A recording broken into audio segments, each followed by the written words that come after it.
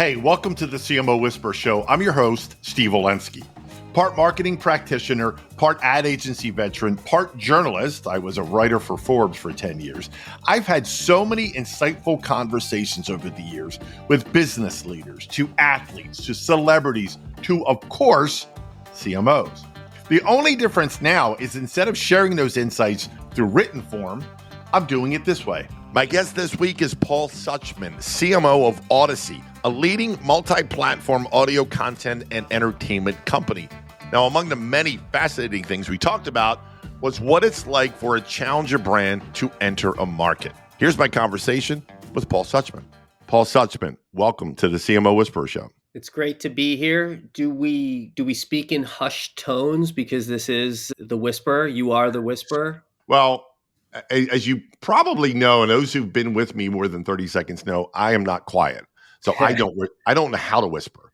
I'm a big guy, literally and figuratively. So where the name came from, quite honestly, Paul, was because people whisper to me, they trust me, they confide in me. So that's how it came about. It's a great program. I love listening to it. You've had wonderful guests. The conversations are just fantastic, and I will do my part to keep up my end. Well, I know you're going to do more than that. So I want to jump right in with a phrase that a lot of people know and you have firsthand knowledge of, and that's a challenger brand.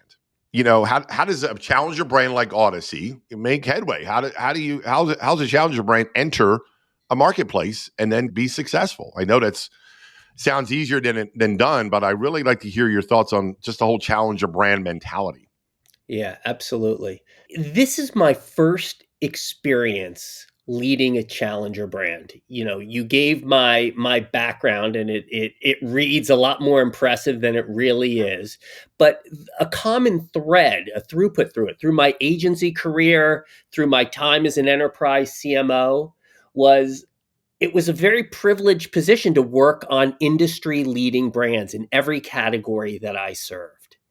And when I came to Audacy, which at the time was Entercom, we were not the leading brand. There's a lot of big brands out there. So Audacy was an absolute challenger brand. And being my first experience in a challenger brand, I will tell you this. The one word is, the way to look at it is it's incredibly liberating. It is, you're not looking over your shoulder at who's coming up on you. You are punching forward. Being a challenger brand gives you the opportunity to be scrappier, to be more aggressive, to take more risks, to see what the marketplace is doing. Second, third mover advantage. There's a lot of opportunity and empowerment in being in a challenger brand, and we have embraced that at Audacy everywhere across the organization, that mindset. You know, Audacy against everyone. Interesting. You know, you bring up a really interesting thought, though, then to take it to the next step, at some point, hopefully for the brand, a challenger brand becomes, I don't know what the word is, established brand. Right. But I would think once you kind of cross that threshold, you still want to maintain some of that challenger brand mentality. I think that's right. And it is in our DNA from our CEO on down, that aggressive, fast and careful, work harder, that Avis mentality of we try harder. Absolutely. However, what you say is exactly right. We have a slide that gets flashed in internal presentations. We call it the Mount Rushmore slide. You look at any industry and there can only be 3 or 4 brands that sit on top and really drive that industry. In the audio space, we look at iHeart, we look at Spotify, we look at SXM as really strong competitors, really good companies, and we see Audacy as the 4th brand in that space. And that is our Mount Rushmore, and that is what we strive and we look at every single day of how do we get there, how do we stay there, and we're making great progress. We are moving into that Mount Rushmore space. We're seeing it with clients, we're seeing it with listeners, but we will never cede the attitude. We will always maintain that challenger brand spirit. Yeah, I think it's so important because really, let's look at it. I mean, every brand starts off as a challenger brand at one point or another, right? And I think to use the whole good to great mentality. I think the great ones never lose sight of that, what it took them to get to that point. I think that's right. I think that's right. And like I said, it changes the way you think as well. You are forced to work with smaller budgets. You are forced to work shooting through tighter hallways. And it forces you to be more creative. It forces you to be more nimble. It forces you to use all the tools at your disposal for maximum advantage. And it's incredibly rewarding. For me, in my career trajectory, this has been the most exciting part of my career journey without a question. And I think it's because of that, because we are a challenger brand and everything that happens, every moment, whether we're presenting to a client or we're presenting on a big stage or we're publishing, every moment matters so much. And it's been incredibly rewarding and incredibly fun. It's a great lesson for any brand, in my opinion, that every moment matters, right? I know that sounds like a cliche and something out of a Hallmark card, but it really is true. I want to get into audio because I'm a big fan of audio, podcasting myself. Where I saw one of the first seismic shifts, if you will, that I saw was in an Ad Age article last year about P&G, right? And how I'm going to read a quote from the article. It said, the marketing giant is diving back into radio in a big way, despite a plethora of options to deeply target consumers. And they increased their spending on radio by 43%. Now, a brand like P&G does anything, the rest of the world sits up and goes, hold on, if P&G is doing this, right? So that to me was a huge tipping point for I don't want to say the rebirth because it's always been there, but the audio, kind of the stigma, I don't know if that's the right word, of audio advertising and radio advertising when P&G does this. Talk a little bit about what that meant just for the industry as a whole when a brand like P&G decided to do that. So I have the privilege of sitting in a lot of these CMO forums, and Mark Pritchard is often on stage, and I've yet to hear him speak where he does not include radio, capital R radio, and multi-platform audio in the discussion. They are big believers in it, and he has pushed it through the entire portfolio. One of the things that P&G always talks about is with their brands, they have a lens that they look at all of their brands through. And that is, we will be number one or number two in every category that we compete, or we will sunset that brand.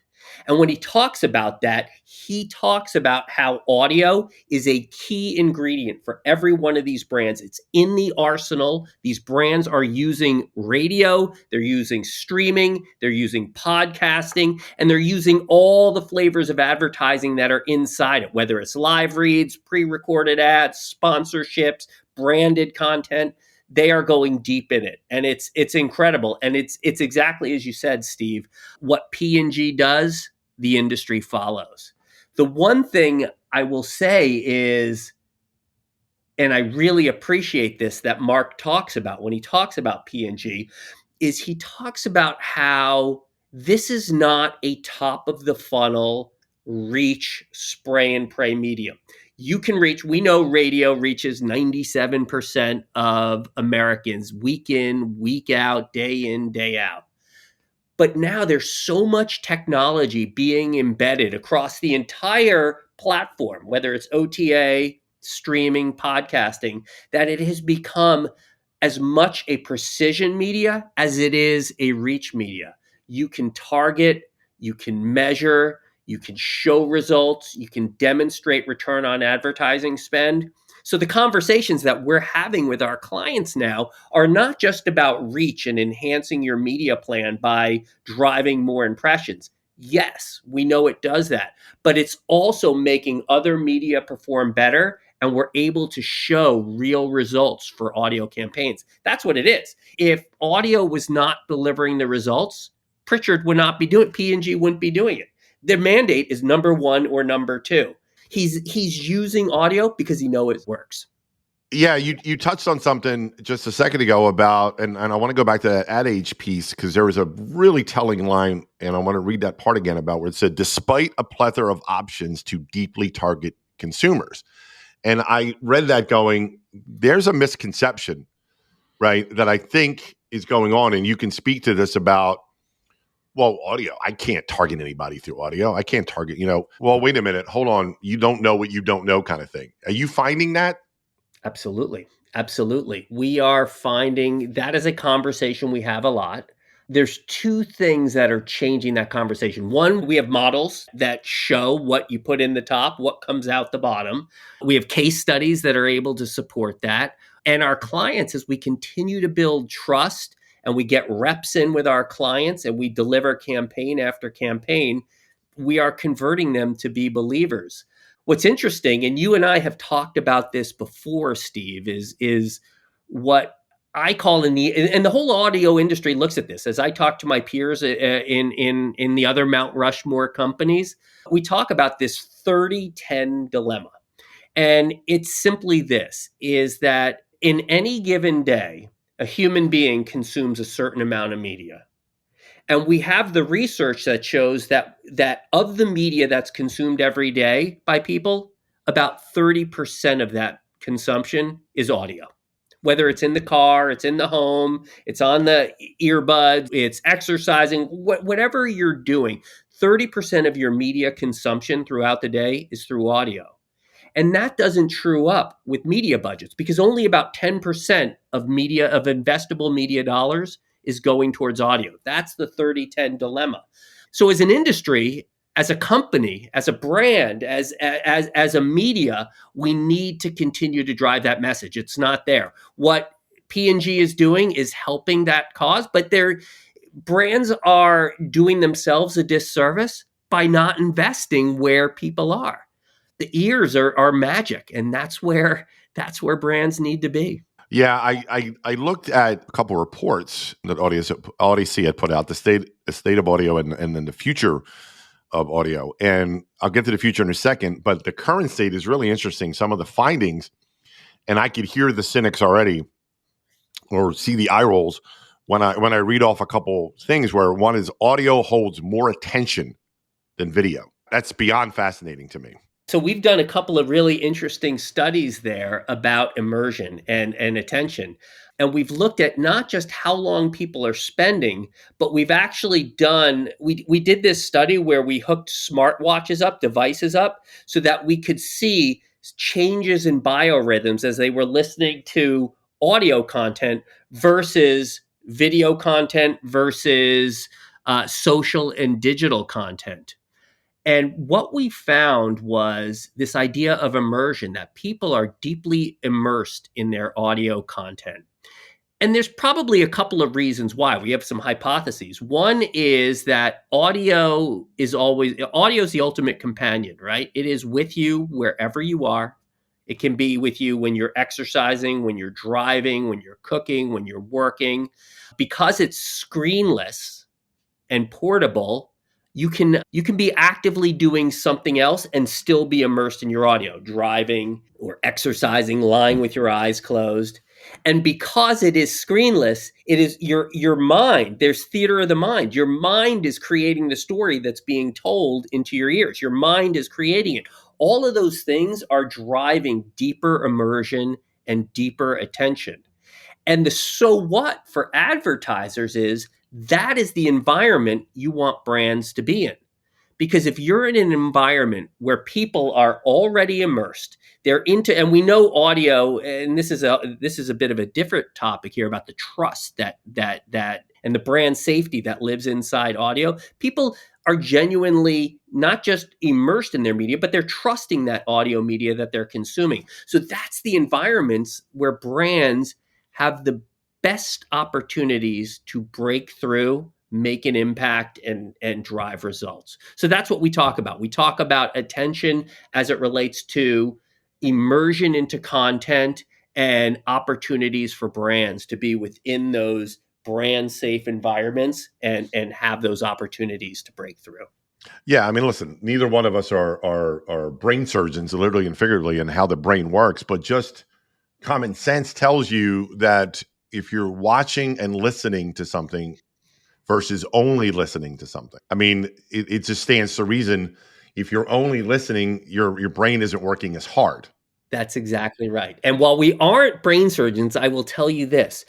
As part of this immersion study, What we found was we did this with some neuroscience people. So, like, not quite brain surgeons, but, smart, definitely had lots of letters after their names and degrees Yeah, and all a lot that. of acronyms. Yeah. Oh, for sure. And we did this. And what we found was in measuring the brain, stimulation as audio was going through it that people were deeply immersed in, the brain releases dopamine, serotonin, and oxytocin in the same composition when somebody is deeply immersed in audio as when they get a hug from somebody that they really love. The patterns are exactly the same, right? So that is just fascinating, more than any other media. Like, when we talk about the superpowers of radio. Let's just talk about radio for a moment. Radio is a source of companionship. It is something people turn to, that they trust, that they believe. They listen to laugh, they listen to cry, they listen to feel. And we see that the brainwaves, this is not just marketing, spewing out, attributes here. This is science proven stuff. And that was at the heart of that study, and more so than digital, more so than social, more so than video. You're a really good person to ask this next question, given your background from agencies and things like that. What makes for a good audio ad? It's a great question. We have the opportunity to work with media agencies, directly with brands, and with the creative agencies. And for the longest time, audio ads were just rewritten TV spots. They would just rewrite the campaign, into audio. And what we are seeing now from the creative agencies is really just an embrace of the palette that they have, right? So there is no visuals here. So all of a sudden it becomes completely auditory. That's why we're seeing a lot of investment in sonic identity and sonic branding, and adding to that logo dimension. Certainly voice, sound effects, great copywriting. For copywriters, it is greenfield for copywriters to write really good content. But using, again, freeing yourself from that visual medium and relying on sound, relying on great audio design, relying on great copywriting. Altogether, the storytelling, doing it in a manner that's going to resonate, the tried and true advertising basics of great storytelling, great characters, great personas. We're seeing it really come to life. The quality of audio advertising is getting a lot better. Yeah, I can tell you, I'm an old agency guy myself, and I cringe every time because you can spot these a mile away, Paul, when you hear an audio spot that is clearly just the same script from a TV spot. It just drives me crazy to the point where I even hear things like, just click on the link, like, did anybody proofread?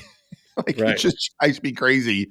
No, you can't just use the same script from TV to audio. Anyway, that's a pet Right. peeve. Well, look, and you know who does it really well? Who I think an industry that is doing it really well is the insurance industry. We know Hmm. they spend so much money on creative and so much money on media, and the TV campaigns are usually pretty good. It's a war.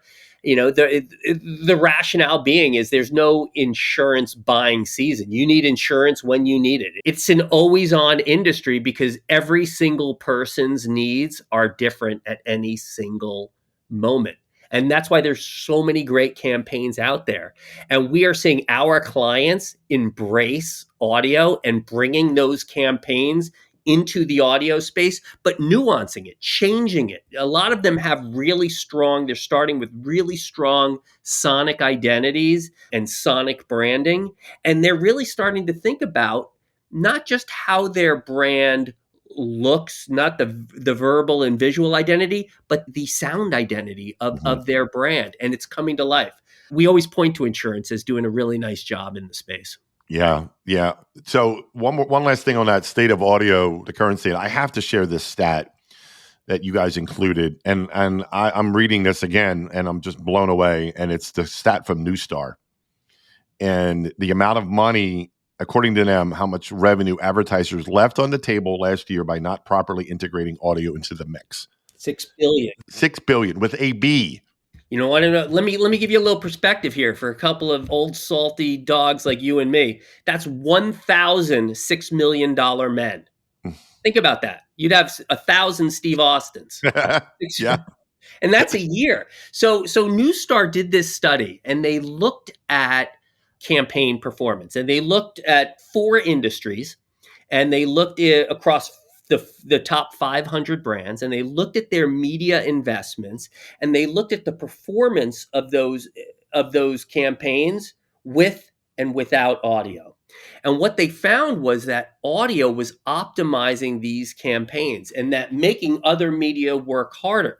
So that when you put audio into a campaign, it would perform at level X. When you took audio out of a campaign, it would perform at level X minus whatever that number is. And they looked at that. They looked at impact on, and really that 6 billion is opportunity revenue, sales that were left on the table. So entertainment was an industry that really spiked. And that was the one that was most stunning to us, how underinvested in audio entertainment is. And again, entertainment, movies, TV, again, embracing that, just, pulling out the visual that lives in those in that video content and focusing on the sound and the story and bringing that into audio environments. It drives subscriptions, it drives viewership, it drives people going and buying video content, entertainment content. How does the demographics look in terms of audio, attention, listening, across the Gen Zs, millennials, and so on? We are seeing in radio, capital R radio, the fastest growing demographic is Gen Z in radio. We're seeing Gen Alpha come in as well. And what's really interesting is that buying power is starting to shift to these audiences.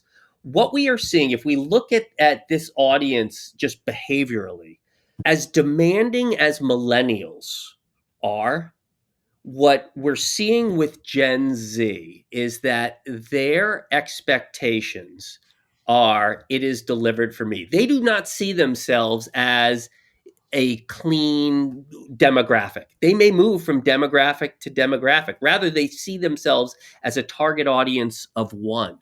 So what their expectation is, and this is their expectation for everything, but their expectation for all media, for their listening experience, is that it is delivered to them. It is a customized experience for them. They are not digital natives, they are app natives, right? So we're all fighting for that coveted first screen spot.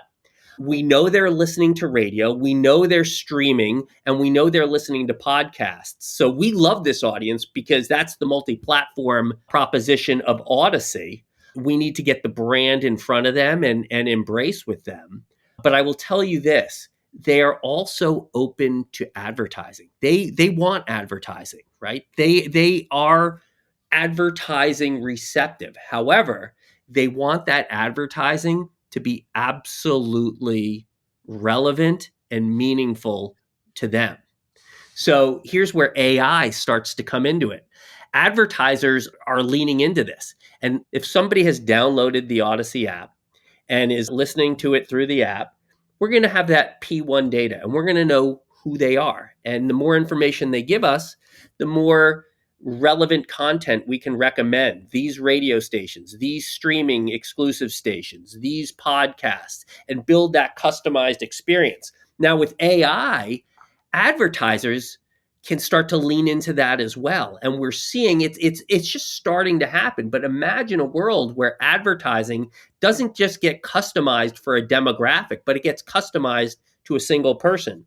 An offer, a message, a call to action, even the voice that delivers that ad can be customized to a very specific segment. And that's what this generation is craving. Audio has a real advantage there, and audio has first mover advantage. So again, we'll see where it all plays out, but we are seeing this next generation of listeners we're seeing this next generation run to audio, embrace advertising, but have very, very high expectations for content recommendations and advertising that are specific to them. That's what we're seeing is how you win there. So since you brought up the elephant in the room that I call it for every marketer of the world over AI, in the future of audio report that you guys put out, you wrote just plain and simple, the future of AI is audio, right? And the future of audio is vice versa kind of thing. So expand a little bit on how do you see AI playing a role in the audio, I guess, experience, if you will? Yeah. And it's something we spend a lot of time thinking about as we, going back to the Mount Rushmore discussion where we think that Audacy really differentiates itself. And this is what we built the brand on was this concept of real human connection. And that goes back to our roots as the number 2 radio broadcaster in the country. There is a very hyper local aspect to radio. Radio lives in communities. Radio serves communities. And those may be geographic communities, they may be demographic communities, they may be shared interest communities, and we will never cede on that human connection, human beings speaking to other human beings ever. And sports and news and talk, that is where Audacy can flex against any company out there, audio company out there. Music is an interesting space. Music is fairly commoditized. We are seeing some stations become AI driven and become algorithmically driven. That's not where we're going. But where AI can play is it can help recommend playlists, it can help create content looking at large amounts of data that people may want to embrace and lean into. It allows us to super serve consumers with content that they want because we're looking at bigger data sets. We can be more specific. Really, in digital, we can deliver more customized experiences by embracing all the intelligence that lives in AI. And again, like the advertising side of that, right? Bringing AI into that and making advertising that is more relevant at the P1 level is a very powerful proposition. Giving people advertising they want, how they want it, where they want it, as part of that experience, that overall experience, that's the other side of that value proposition. So we're watching it develop, but it's coming and we're embracing it. Yeah, and one last thing on the future report, you wrote, or the company wrote, that success is going to be more than just delivering impressions in the future. It's going to be about measuring attention, and I would imagine AI plays a role in that as well. Yeah, it absolutely does because it allows us to look at really in a macro level how content, where content, how long content is being consumed. And we're able to extract from that how content, how ads, how personalities are holding people's attention. And that's going to be able for us to recommend not just traditional metrics of reach and frequency and drive to sales, but attention as well. Attention metrics are becoming in. How well is advertising holding somebody's attention? And that will, of course, drive decisions that those people make on driving to action. Attention drives action. So we're still in the beginning stages of it, but we are starting to measure attention. Yeah, and that's one of the holy grails, right, for any brand. I mean, any company to measure attention. More than just the KPIs of the past, the impressions. Yeah, you talk about attention. One of the things that's in that report, and I shared this story at CES. One of the things that we know, audio still rules supreme in the car, right? It absolutely rules supreme in the car, and I say that, and I go back to this old movie, The Cannonball Run. Oh yeah, Remember The Cannonball Run? Burt Reynolds. Yep. Yeah, and Jackie Chan was one of the racers in there, and he had this souped-up Subaru, and he had a video. He was watching movies as he was driving, so he may not be the audio the audio guy, but for we know it's, again, for all the reasons, because it is screenless. Audio rules supreme in the car. This next generation of connected cars that are coming out, and I'm not talking about combustion engines versus EV engines. I'm talking about technology in the car. audio is ruling supreme. What we're seeing with this next fleet coming off is cars are coming equipped with fingerprint recognition, facial recognition, and device syncing, but not just syncing to your smartphone, syncing to your smartwatch. And the implication there is your smartwatch knows everything about you, right? It's connected to your health, right? It knows your heart rate, it knows your biorhythms. So your car now is not only going to know who you are, but it's going to know how you are, how you're feeling at a particular moment. So you get in that car, it's going to say, yep, that's Steve, but it's also going to recognize maybe Steve didn't have such a good day. He's getting in and he's hot, right? So the days of self-directed playlists, play me my calm me down playlist, play me my I'm driving home playlist, play me this podcast, play me this radio station. That's going to change in the future, and recommendations are going to come to you. Hey, Steve, you're running hot. We're going to recommend these stations. We're going to recommend Yacht Rock. We're going to recommend this podcast. And the advertising that's going to come with that's going to come to Steve, are going to be about self-care. It's going to be about comfort food. It's going to be about vacations. So it is really changing. That, to me, is one of the most exciting things that are happening. And also that goes back to the AI piece. That is, that's going to be very AI driven as well. Without question. Listen, I'm cognizant of time here, and I want to make sure I mention or I bring up, you can see it, I know my listeners can, but I'm a big music fan. You see the albums behind me on my wall. I'm very eclectic. The number one song I always reference that means the most to me in terms of lyrics is Lean On Me by Bill Withers. And I know you're old enough like me to remember it. And I always ask each guest, I want to know, is there a song, lyrics, what have you, that mean something to you for whatever reason? I love that question. I know I'm putting you on the spot. No, I'm glad you did put me on the spot. I'm in that jam band. You ask you can always ask people the question, what's the best band out there? There's always a debate, and there's obviously there's no right answer. The Grateful Dead is the correct answer, but there's no right answer. But I was looking at right behind your head. It's hidden now. Is Tom Petty? I will tell you, I got to see him a couple of times.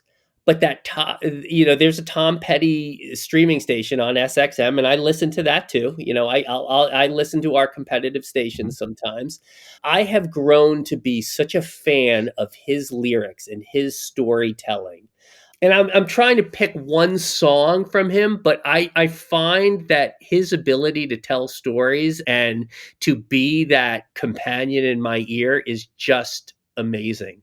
I went with my son to a University of Florida football game a year ago, and they play I Won't Back Down, and he's Gainesville's favorite son. And I'll tell you, I love that. I find that is always a mode. Anytime that song comes on, I will crank it up. Yeah. Awesome. So one last question, and it has to do with sounds, and you were the perfect person to ask this to. And I thought of this as I was putting together my studio with the albums behind me, and I'm such a music fan. It just, audio means so much to me. But then I'm a marketer, right? Here's the question. What does marketing or the sound of marketing sound like to you? So no visual. What is it, just if you close your eyes, what does the sound of marketing, what comes to mind when you hear that term, the sound of marketing? Into the ears, into the head, into the heart, into the wallet, in that order. I see the flow. Into the ears, head, heart, wallet, right? It's got to have audio resonance. It's got to make practical sense. It's got to have emotional appeal if it's going to capture your share of wallet. Awesome. Well, listen, I could keep talking, Paul. I had such a great time. You are an amazing guest. Audio is it's very near and dear to my heart, as you can tell. Thank you so much for being on the CMO Whisperer podcast. I'm grateful and humbled to be part of it, Steve. It's keep doing what you're doing. You're making us all smarter and keeping us entertained while doing it. So thanks for everything you're doing, Steve. My pleasure. Well, that wraps up another episode of the CMO Whisperer Show. I hope you shared this episode with your friends. And if you have not already, please subscribe to be kept up to date on all the latest episodes. And if you're so inclined, leave me a review on your favorite podcast platform. Thank you.